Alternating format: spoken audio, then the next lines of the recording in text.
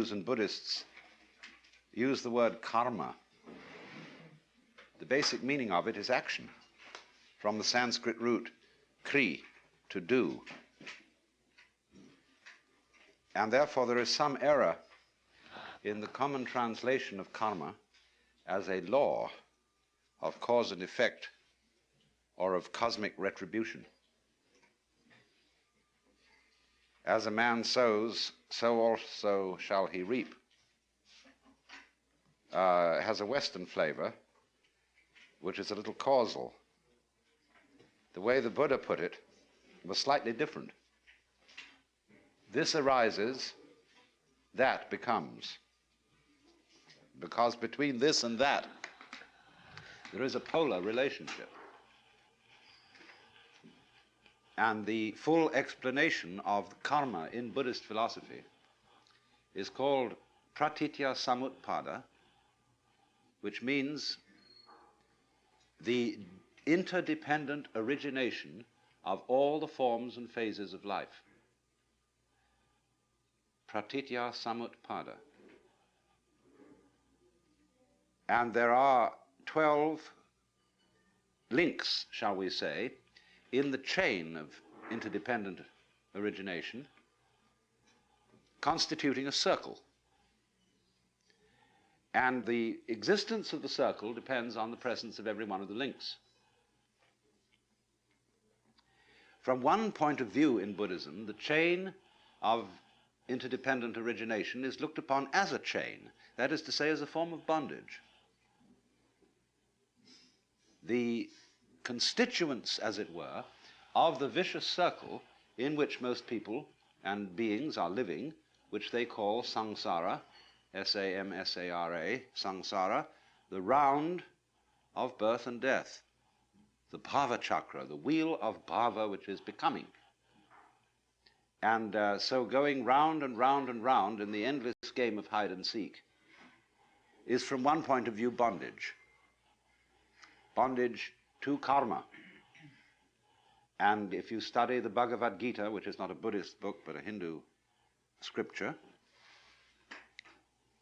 Krishna, the spokesman of the Gita, explains that the wise man is one who does what is called nishkama karma, nishkama, N-I-S-H-K-A-M-A, meaning passionless activity, in the sense that he acts without seeking a result, without being motivated by the fruits of action, and therefore is not bound by his own action. You can be bound to samsara, the wheel of birth and death, by iron chains or gold chains. The chains are, I'm talking in more or less the language of popular Hinduism, that if you do bad deeds in this life, you will get a bad result next time. If you do good deeds in this life, you may be reborn as an angel or as a monk, in which you'll get a better chance of liberation. But still, so long as you're looking for results, be they good or evil, you're still bound. Now, the way in which one becomes, as it were, free of karma involves another Buddhist point of view,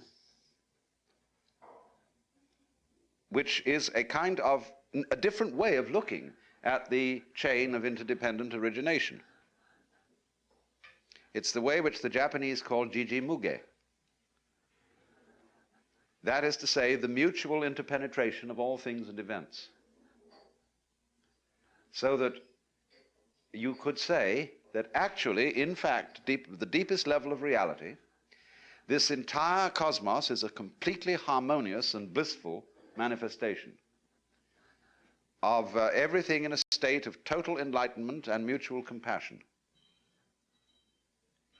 And therefore the task of the Buddhist or the Hindu discipline of meditation, the sadhana, the way of spiritual development, is to realize that, for everybody, to realize it effectively in his own life, and therefore cease from the illusion that the universe is a fragmented process of conflict.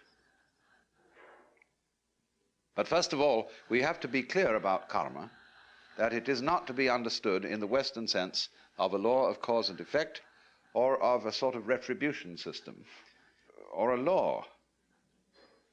The word law is most unsuitable for concepts in Eastern, Indian, and Chinese philosophy. The word Dharma, D-H-A-R-M-A, sometimes meaning the Buddhist doctrine, or a certain way of life. When you talk about a person's Svadharma, you mean their own function. We would translate Svadharma as vocation. Sva is the same as the Latin suus, one's own. Dharma, function in this case, operation, way of life, style of life, profession, trade, role, means all those things. And the one thing that Dharma really never means is law, although it's often translated that way. Because you see, you don't get the idea of law until you move to a culture where order is based on the idea of obedience.